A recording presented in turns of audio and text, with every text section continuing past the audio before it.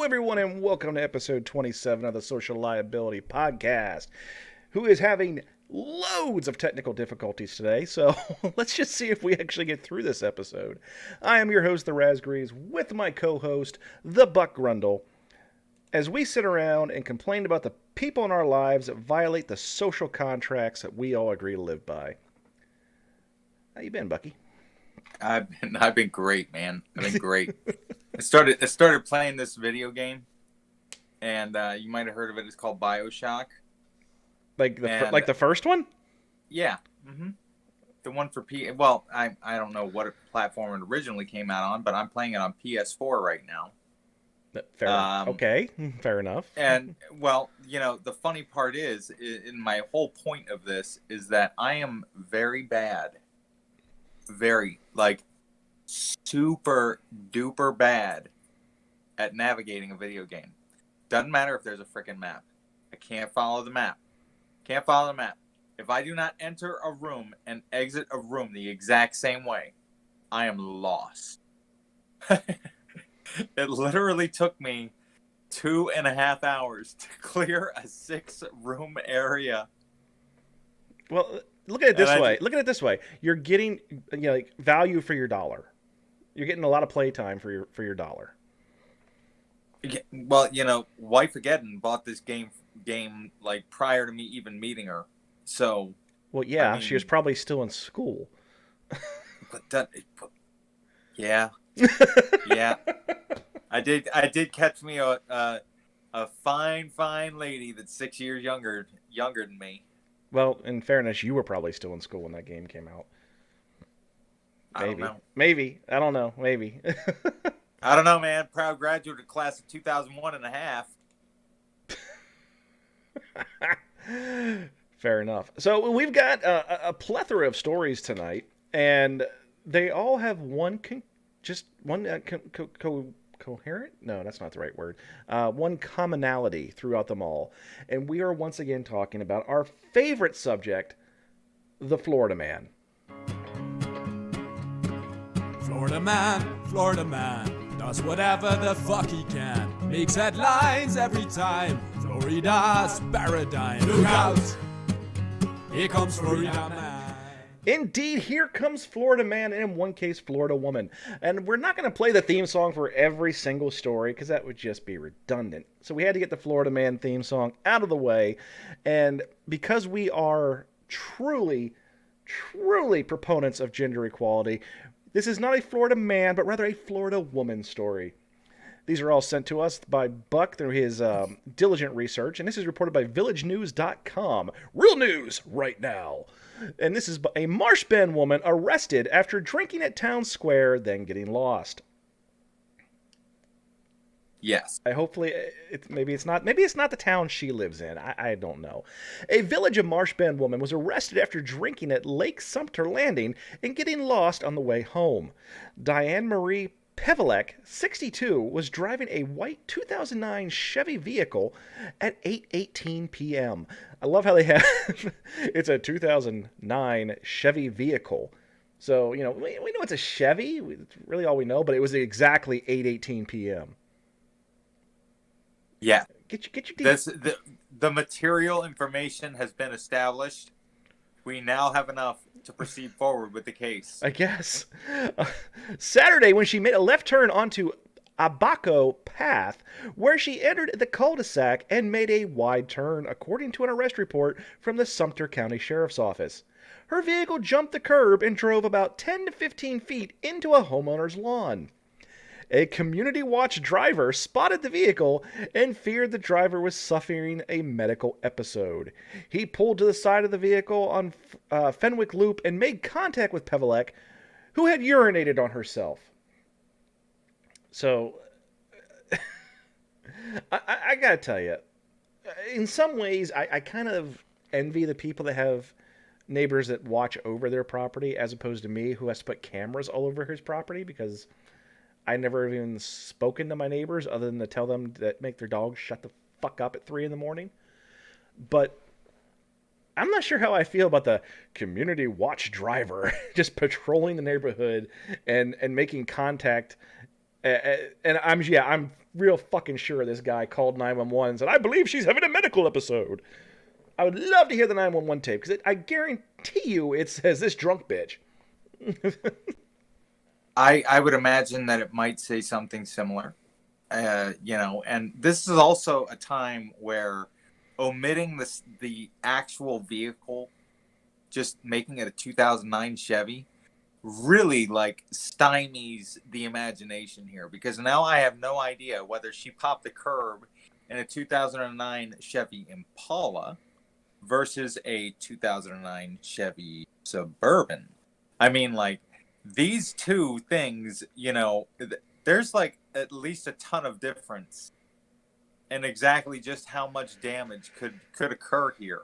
But now I feel as if like I've only been given like the steak with no sizzle. It's like a cold sirloin. It's like, ugh. Well, in the interest of journalism, we had to make sure that we posted on there that Miss Pevlek had indeed urinated on herself, because that's relevant to the criminal act. She told the time. In the time. She told the community watch driver, I love how they keep saying that. Like, he's just the driver. He's got the community watch guy in the back seat with the binoculars. This is just the driver. She told the community watch driver she lives in the village of Marsh Bend and asked him to follow her home. He could smell a, quote, strong odor of an alcoholic beverage, end quote. So this guy is clearly a guy that, he's worked at the Waffle House for at least 10 years, and he still tells everybody how he's going to go to the police academy. Giving somebody the title of community watch driver in itself creates a sense of urgency that just does not even need to exist. I think it was 2 episodes ago when we spoke about good old Patrol 1 that we used to work with, and it's kind of that's exactly who I'm picturing in this scenario. Same. When a deputy arrived on the scene, Pevlek told him she was, quote, lost and just wanted to get home, end quote. She said she had been at the village of Polo Fields, where she had, quote, a couple of drinks, and then went to Lake Sumter Landing Square, where she had more alcohol and danced. After she left the square, the New London, Connecticut native got lost. She added that she had been at the square with her singles group.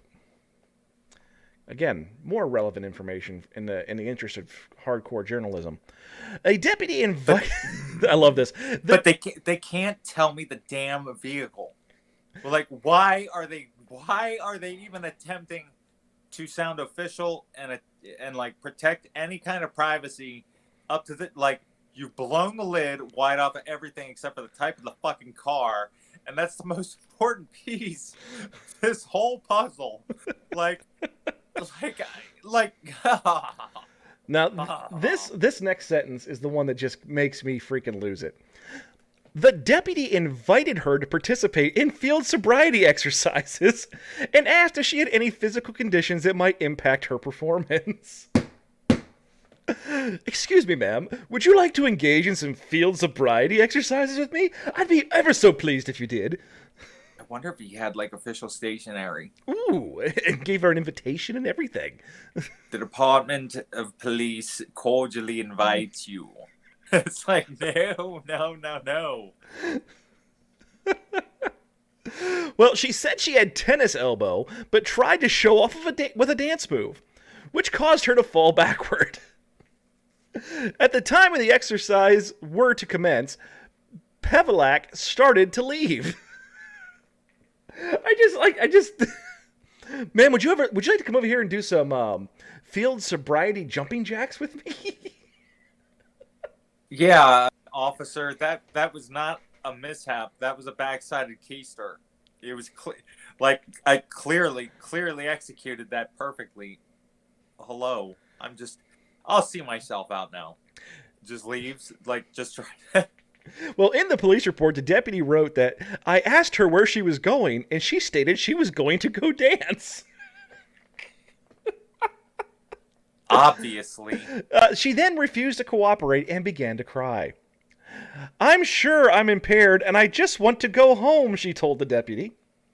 When Pevlak was being transported to the Sumter County Detention Center, she began banging her head against the partition of the patrol car.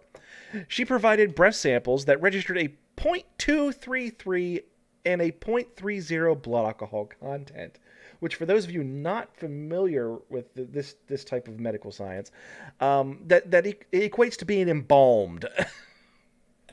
Punk as fuck. That's pretty much the extent of it. Yeah, drunk as fuck. I mean, like, I think there's even a setting on the breathalyzer that says that. I'm not going to say that I've never seen someone put hand sanitizer in one of those tubes to screw with somebody when they were blowing it, but I can't confirm or deny that happens. But even doing that would not register that high. What about the fellas in minimum security that were drinking hand sanitizer? I don't even think they blew like that. I don't think so either, but they also got sick as opposed to drunk. Oh, yeah, I know. We were on third shift, and the PA had to come in and give them all IV fluids, and it was just whatever. Yeah. Back to this lady, man. I want to hear how, like, we got a full circle of this. I don't even know the type of the fucking car, but now I'm, like, emotionally invested here. Let's go. Well, a check revealed that she had been arrested for drunk driving charges in 2009 and 2011 in Michigan. Pevlak was arrested on felony charge of driving under the influence, and she was booked in the jail and released after posting a $5,000 bond. Unfortunately, that is the end of the story. And this was actually posted to the news site on November 30th, so I'm actually going to bookmark this one, and I'm going to follow up with Miss Pevlak because I'm kind of curious. So maybe we'll have that in Omnibus 4. So, as we said at the beginning of the show, these are all Florida Man type stuff. So we are going to go back to a Florida man, who I have not read this story yet, Buck, so you tell me if it's going to be a good one. For a man who professed love for a woman he tried to burn to death, investigators say. This is reported in the Sun Sentinel. This is a South Florida-based newspaper. And yeah, how do you say I love you besides setting someone on fire? And you ought to just dive right into seeing how America's mildly above average hero did it himself. How did Florida man accomplish this, dramatic feat? Well, a man enraged by unrequited love set a woman on fire after finding out she was in an alleged relationship with his stepfather. In this episode of How the Trailer Park Turns. Yeah, if you can't keep it in your pants, keep it in the family. Apparently. Wow. Luis Angel starts with a Q. Quinones? Yeah, let's go with Quinones. I'm probably butchering that. 53 is accused of pouring gasoline on Angelica Acosta Blanco, 61, and igniting her into flames on Monday night, according to an arrest report that was supplied by the Palm Beach County Sheriff's Office. Firefighters arrived at the home ablaze in the 71,000 block of San Castle Boulevard in Latana at about 10:30 p.m. and found Quinones? God, I really gotta get these names right before we start recording because this is just horrible. But the gentleman outside with a garden hose trying to extinguish the fire. Okay. So he's got a garden hose. He's trying to put the fire out. But, in contrast to our first story about the Marsh Bend woman, this happened at about 10:30 p.m. I think that the police department, you see, it seemed like the woman getting lost was like a real open and shut case.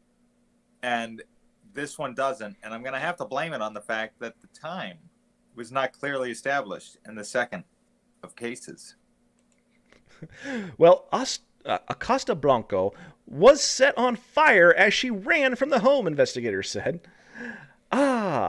During questioning, Quinones said he was enraged about the, quote, romantic relationship between Acosta Blanco and his stepfather, Filberto Alvarez. I mean, these are like the most Spanish names ever. Because he was also in love with her, the report stated. This is like the worst telenovela. Y en la próxima vez de... How do you give us your telenovela voice of how the trailer park turns? Well, you know what? I mean, I don't really know what a trailer park would be in Spanish. I mean, Bodego. like Bodego. a what? A bodego. That's a closet. I don't care. As the closet turns. Okay. Y en la próxima vez de cómo la bodega se vuelta. Acosta Blanco had lived in his family's home for years and had cared for Quinones' mother until the woman died about a month ago. Alvarez lived in the property, but in a separate home, authorities said. Quinones said he stormed out upon learning that Acosta Blanco was involved with his stepfather and went to the gas station where he filled a container with fuel. This dude is so mad that his first thought process is, I'm going to burn this bitch. And he literally stomps out and goes straight to the gas station to get gas. Hell hath no fury like a woman burned. Oh, that's bad. I'm gonna we're gonna hit the button. Thank you. When he returned home, he poured gas on Acosta Blanca and set her on fire using a lighter. Well, I sure as hell hope he used a lighter and not was rubbing two sticks together. God. He told police he had been drinking prior to the attack. I mean, seriously. Well, wait. You know what? I'm just going to go back. You're like, hopefully you use a lighter. You can see him, like, sitting there being like, all right, I've doused you with gasoline. You will stay very still. For the next 20 to 35 minutes. While I ignite you with a friction fire. Wham! You want to talk about sinister? Wham! I mean, there's a psychological aspect of it might happen eventually. And then the actual act of it happening. It's like waiting for Christmas, but not. Witnesses said they saw Acosta Blanca running from the house while on fire. And though Quinones was outside with the hose, he chose to point it at the burning home instead of the victim. Authorities said Acosta Blanca also told witnesses that Quinones was the person who burned her. Now, I love making fun of this stuff, but this is either complete bullshit or some of the worst writing I've ever seen. You know what? I'm banking on the fact that the life insurance was paid up, but the homeowner's insurance wasn't, and that's why he was spraying the house. Okay. So you've seen in movies where somebody gets lit on fire. Everyone has. There's always that movie where the guy gets burst into flames. If you ever noticed, those things don't last very long. The reason being is you cannot breathe when you are engulfed in flames. If you do, you will burn your lungs.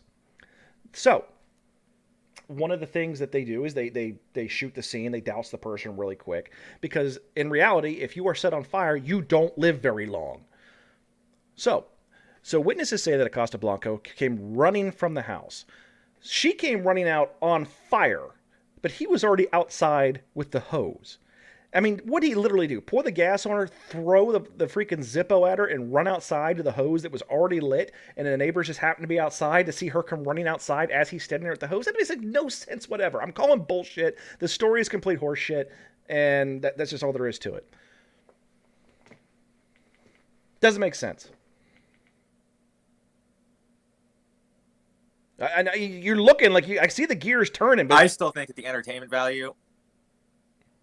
No, I'm just trying to figure out like I have nothing to rebut, and that's why you see the gears turning. I'm like, well, this is where I would go to bat for the other guy, but I'll tell you what, out of all the hills to die on, I ain't standing on top of that motherfucker. Like, nope, because I think you pinned the tail right on that ass. Yeah, I mean, this is just the way my mind works. This is the stuff I've done for years, just trying to poke holes in people's stories, and I could drive a truck through that one. But we'll continue with the story as written. Quinn has told investigators that he would kill his stepfather instead had he been at home at the time. Well, okay. Costa Blanco was taken to the Delray Medical Center in critical condition and then flown to Jackson Memorial Hospital in Miami for treatment for second and third degree burns. Information on her condition was unavailable as of Wednesday. Juanez is facing a charge of attempted first-degree murder and is being held without bond in the Palm County Jail. My name is Felipe Alvarez. You slept with my stepfather. Prepare to die. I mean, yeah, the story sounds a little fishy. I'm sure he probably did something. And I'm sure he probably did set her on fire, but I think the witness accounts might be a little off. Just saying. Just saying. You know, I think everything was true except, like, somebody's got to get the movies out of their fucking head. Because, like you said, you are right. There's no way. Like, gasoline ignites. Like even if, well, maybe he left a trail. It's not as if he set her arm on the fire and she's sitting there patting, going, "Ooh, stop it, stop." Yeah, no. Like, once you're doused in gasoline and there's open flame, you are fucked. Like, that's like unless he was a real idiot or he did some like Home Alone shit and like rigged up something like she steps here, then the match ignites like a Rube Goldberg machine, and then poof, and then he can be outside with the hose. Yeah, this is my alibi. I'm outside with the hose. I couldn't have possibly been the one to set her on fire. Like, we got to remember here, this took place where? In the great state, in the sun-shining state of Florida. So, folks, I doubt that he's had some, like, you know, Dr. Evil even type scheme involved. I think that this was just bull crap. Or, like, you know, a little bit of you know, of something. I don't know. But yeah, listen, somebody just, like, somebody was coming up on a deadline. They're like, man, I got to make this more interesting. They were like, yeah.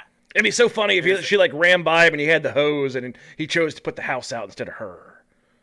Yeah, I mean, like, somebody, either this really didn't happen or somebody's just really hurting to get a promotion.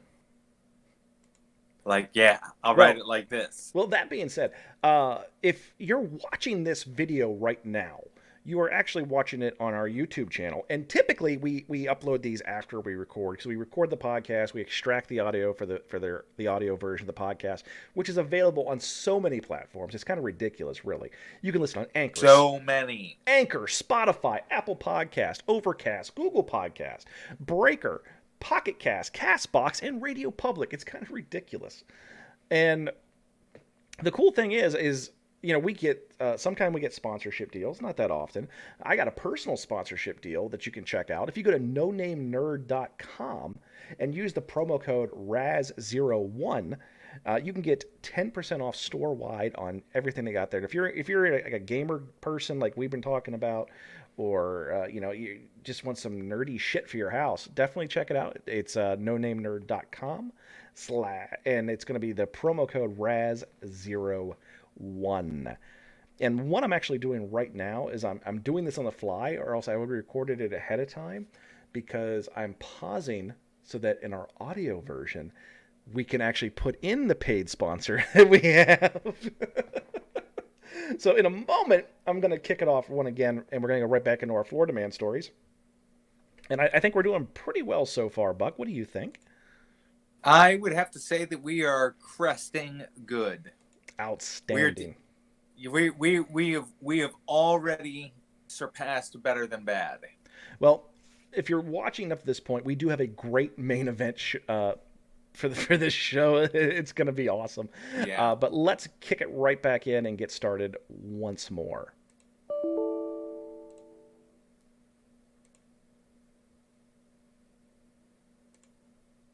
So we're staying within the great state of Florida because that is the theme for this week's episode. And again, we come up with a place that I just can't pronounce. It's Okahumpaka, Florida, I believe. Okahumpaka. I'm going to go with that, dude. Okahumpka. Okahumpaka. I can't think of any way to say it. I'm sure it's probably some Indian name, and I don't know. But hey, are you okay? I think I just broke Buck. Oh, you can't broke Buck, man. You can't do that, but you definitely primed the pump for my laugh box, so I can't wait to hear what happened here. Well, a Florida man hit an officer with a shovel and stole a law enforcement car to try and escape Thursday, authorities said. And this is being reported by the Associated Press, who, if you're working for the Associated Press, I expect you to have a little bit better grasp of writing. So when a Florida inmate hit an officer with a shovel and stole a, quote, law enforcement car. What the hell is a law enforcement car? And who the shit are you quoting?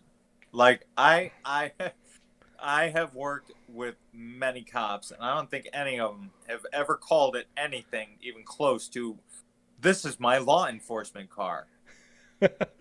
Again, this is okay. This is the Associated freaking Press. So you go on the AP. You most of the time you don't actually get the reporter's name, but a Florida inmate hit an officer with a shovel and stole a law enforcement car to try and escape Thursday. Orange County Sheriff's deputies were called to the scene around 1 p.m. on December 3rd after it was reported an inmate escaped from the Florida Department of Corrections custody, according to the agency. The inmate, who identity hasn't been released, hit a correctional officer with a shovel before driving away, investigators said. Okay, so let's look at this again. The inmate escaped from the Florida Department of Corrections custody. I don't think you need the word custody, because if he was with the Florida Department of Corrections and he escaped, he was probably in custody. One would be able to presume that, yes. I do like how they did not refer to him as a guard, but I don't know what he hit a correctional officer. It's probably proper to say corrections officer, but I'll let that slide, I guess, with a shovel before driving away. So was he already in the car when he had the shovel? And I guess the question, really does have to be asked, where the hell did he get a shovel? And why was he in an area that had access to a shovel and a vehicle without being cuffed? It wasn't a vehicle. It was a law enforcement car. Oh, excuse me. Regardless. Well, in the whole ordeal, the officer did sustain minor injuries. A sheriff's helicopter joined in the search and ended up spotting the inmate when he crashed the agency pickup truck near Okahumpaka. So now we know it's a law enforcement pickup truck. Nah, man, we might be dealing with a real mastermind here, because he absconded in a law enforcement car and was caught in a truck. In an agency pickup truck. In an agency pickup truck. This indicates to me that this may have been an inside job, Raz. I'm just, did he go back and say, you know what, a sedan's just not my style, and pick up a truck instead? You know what? Anything's possible. Like I said, inside job, man. This screams inside job. I'm thinking Ocean's 21, maybe? More like Ocean's 22. More like Ocean's 2. He was arrested by the Leesburg Police Department, according to Lieutenant Joe Lozzi. The inmate ran a reed light. I shit you not. The inmate ran a reed light, hit an SUV, and caused a 4-car crash during his escape, the Florida Highway Patrol said. It isn't clear where the inmate is serving time or what he is charged with. New charges weren't immediately released. Yeah, because they really don't want the details of this getting out, but they did find the right reporter who couldn't be bothered to even spell check, let alone figure out what, ever heard the term police car before, or, just agencies pickup truck or law enforcement car, and the inmate ran a reed light. I mean, you know what? It's a police car, it's a county truck, and it's a fucking red light. Like, dude, seriously. I went to public school. And I can tell you with extreme confidence that it is a police car, a county truck, and a red light. Well, in fairness, it might not be a county truck. It could be a state truck. But You know what? Regardless, it is But not an no, but agency no. pickup Regardless, truck. nothing. I'm sorry. My highly, highly dyslexic ass, who that's not a joke, folks. It actually is real. Would write better than this dribble. Now I know why the person's name actually isn't on the article. They're just gonna say, "Yeah, I work for the Associated Press." So that really leads me to say that the next time that I just get so disgruntled at work that I can't take it anymore, I can quit and go get a job at the AP. This is a good fallback. Now, I do have one question for you though. Who do you think is getting more shit in their coworkers' locker room right now? The guy who wrote this article, or the CO who is dumb enough to get ran over by an inmate with a shovel? That's not even in question. I'm sure that the AP writer's sitting around smelling their own farts right now, and everyone's telling them they smelled great. And I'm sure that CO is wishing that they could crawl under the prison right now. Oh my god! Oh my god! He's eating his lunch. He's taking his lunch breaks in the prison kitchen. Like, he doesn't even want to be in the officer's dining room. This guy's just going right. Because now, if he was in the kitchen, the inmates would be on his ass. He is sitting in the freaking locker room in a bathroom stall, sitting on the toilet eating his lunch. That's where this guy's at. Yeah. He's got his AirPods in. He's listening to Chicago. No, he should be listening to the Social Liability podcast. That's all I'm saying. This is true too. This is true too. I mean, like, we can't make you cry like Peter Cetera. We don't have that kind of emotional je ne sais what. But what we do have is a cornucopia of plagiarized quips and stupid movie references. Yes. And you cannot, like, you just can't substitute anything else for that. Period. I can't remember where I was going with that. So you just, like, take the ball here, Raz. Well, I've known many people who have had inmates try something, and I've known of escape attempts. And I had one situation where I had an inmate out that made me kind of believe that there was an escape attempt afoot. But I don't know of anybody who's actually had it happen, other than, like, a constable that I knew that had an inmate escape on him and then became deputy warden of a prison. But hey, that's besides the point. It just doesn't happen that often that someone escapes from prison custody. So if it happens to you and you're a corrections officer, you might want to find a different line of work. Yeah. I make that comment and that joke about that guy, but I actually really liked him. And same here. And when he was offered a job, like a permanent job as our warden, and he didn't take it, I literally walked in. He was a deputy warden at the time. I walked into his office and cussed him out. I'll tell you what. That same man is the only reason I was able to attend your bachelor party. He was the one that bought my guitar and my amplifier. Well, he also set it up so you could get my, like, vacation day approved without me knowing it too, I think. Yes, he did. Yes, he did. I'm ready to go to work, and they show up at my house and say, "Nope, I'm going to the titty bar." Nope, we are going to the titty bar. And we went to several, actually. And, Ruth's Chris, it was okay. You know what? I like the pre-dinner entertainment better, which was the waiter at Ruth's Chris trying to rudely, like, dismiss a group of patrons because they did not fit what he deemed the necessary, like, appearance of a Ruth's Chris customer. And was very rudely shut up by the guy looking right back at him with, like, a fistful of money going, "I will deal with anyone but you." And I was just like, and that's how you enter a place with panache. Yeah, like, you guys must have kept me from this. I don't think I've heard this story, and I was there. Oh yeah. There's, like, maybe 7 or 8 black people came in, and waiter just snooty, like, waiter host, whoever goes up and goes, "Well, blah, blah, blah, you want a table for, 6 people, 5, 6 people, whatever."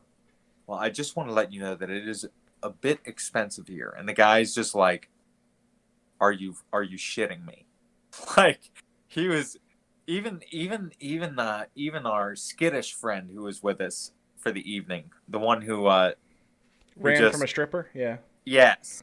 Even he was sitting there with like the insert dick here face on over that. He was like,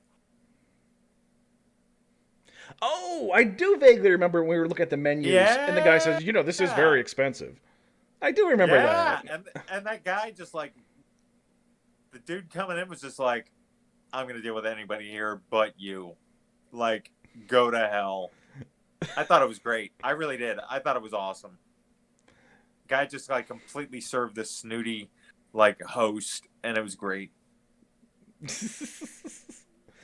And then we got the rock star treatment at Scores before it just yeah, it was a good night. And we were gonna have an episode. It was Raz's bachelor party because it was an epic night, and I can tell the story how I almost got into a fight with the Baltimore Ravens quarterback Todd Heap. I believe he's. I don't know what the hell. I'm not a football guy, so I don't know. Yeah, I don't even own a football bat. Home run. Well, let's get to the main event of the evening. And this is a great story. And as soon as you sent this to me, I thought, this is it. This is it. This is going to be the anchor for the show. This is going to be it. I knew it too. DNA proves William Shatner isn't Florida Man's dad after all. Bum, bum, bum. Bum! Well, a life insurance salesman. So right there. That's the whole tone for the whole story. He's a fucking life insurance salesman. Oh my gosh! I just turn my mic off. You might hear a gunshot. That's just me putting myself out of my own misery. Well, a life insurance salesman who was sent on a quest to prove that William Shatner is his father has learned the hard truth that he's not really related to the Star Trek actor, thanks to a DNA test. Man. This is so epic the way this one's written.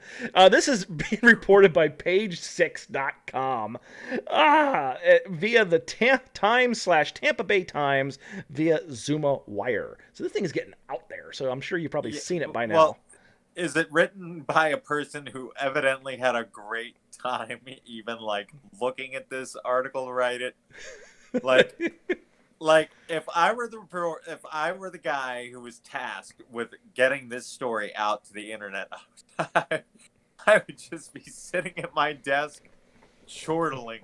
Like, you wouldn't have to lift a finger. All you'd have to do is make a bunch of recorded phone calls to make sure you got your shit straight, and you can put together something that is just gold. I can't wait. Well, the next paragraph makes it even better because Peter Shatner, who allegedly changed his name from Peter Sloan last year, used Ancestry.com to identify his biological father, a Canadian man named Benjamin Chick Friedman, who died in 2001, the Tampa Bay Times reported on Wednesday. Peter, 63, uploaded his DNA to the site in 2009 in hopes of finding genetic matches through relatives of the man better known as Captain Kirk. Some 11 years later, the Clearwater man found his link to Friedman's children when his daughter agreed to take a DNA test in October, according to the report. The test came back positive that she was my half-sibling, Peter told the newspaper. His biological mother told him in 1984 his father was either William Shatner, now 89, or a man she remembered solely as Chick.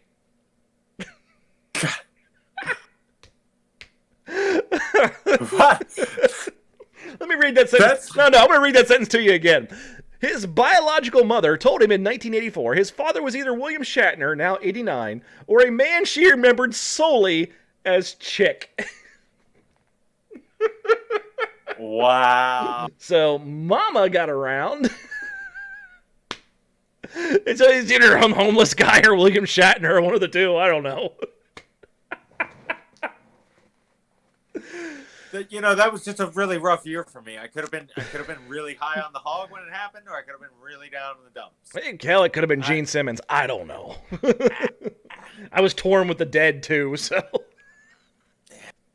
That led Peter, a former radio host who now sells life insurance, to call the actor to take a DNA test for the next 36 years. A request he repeatedly denied. So for 36 years, this dude's been harassing William Shatner to take a DNA test. Oh, wow. Wow.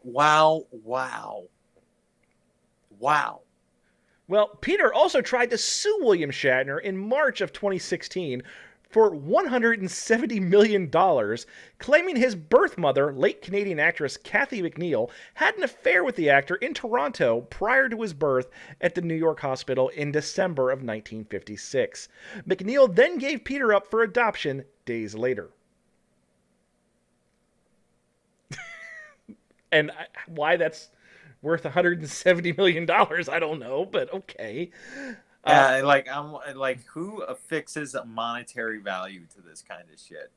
I'm sure I don't know. Well, I do know. His name is Peter. William Shatner, however, flatly denied the claims that Peter is his son, saying he's trying to profit off of the connection. Mr. Shatner has 3 lovely daughters, but no sons, Shatner's rep told Page 6 in 2016. Mr. Shatner is aware of the lawsuit, but there's nothing because he isn't his father. I mean, god dang. I mean, if this guy was still a radio host, I would say this is entirely a publicity thing. But I think it probably started out that way, and then, after his radio career floundered and he started selling insurance, like all failed individuals do. Go to hell. Go to hell. I got sick, you asshole. I got sick. I went to You sold insurance and you sold used cars. You know what? And I was good at both. So go to hell. Peter insisted his legal fight to prove the Star Trek actor was his dad was never about wanting his money, claiming he intended to renounce any inheritance if a DNA test was taken. October's revelation was jolting since he's never met his biological father, he said. I've never had the opportunity to sit and talk to him. I just wanted to know where I came from. Peter said he's now obviously seeking to change his name again, likely back to Sloan, the newspaper reported. I found what I was looking for, he said.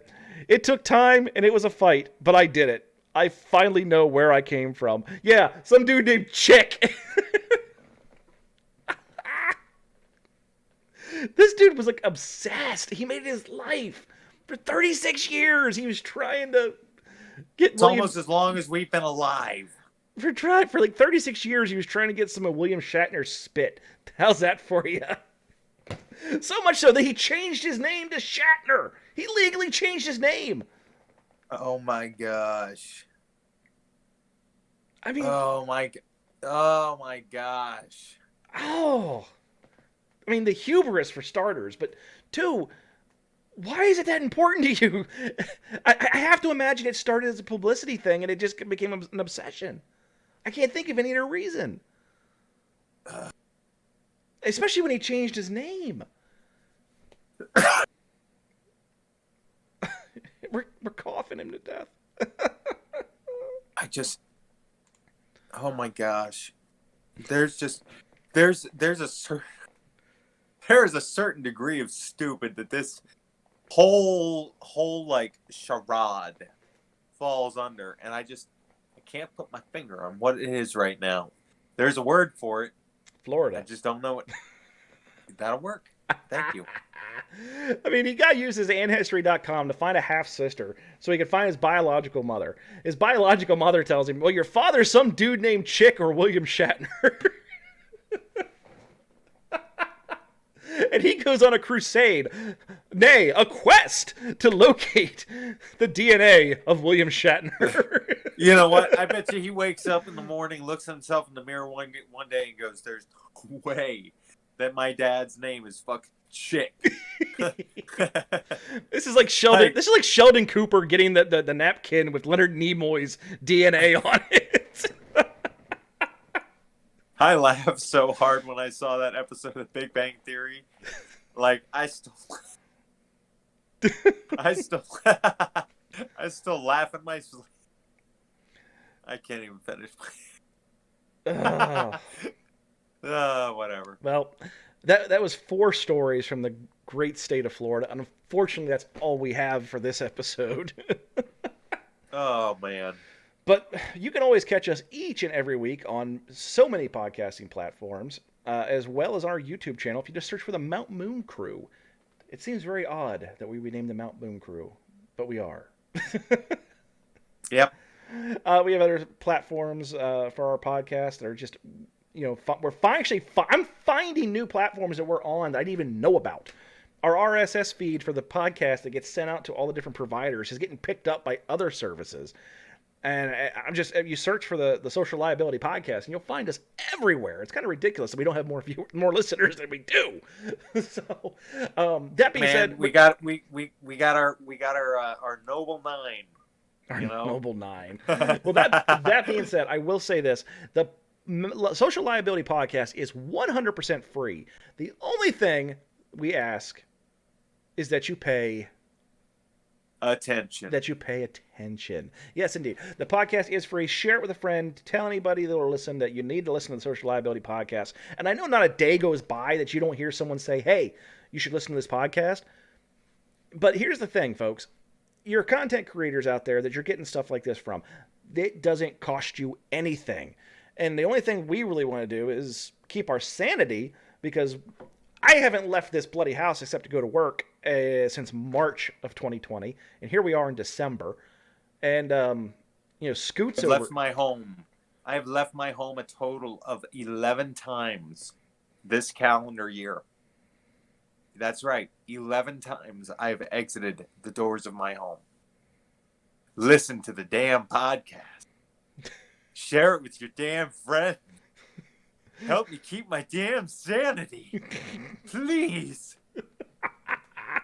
That being said, folks, thank you for listening, and we'll see you next week on the Social Liability Podcast.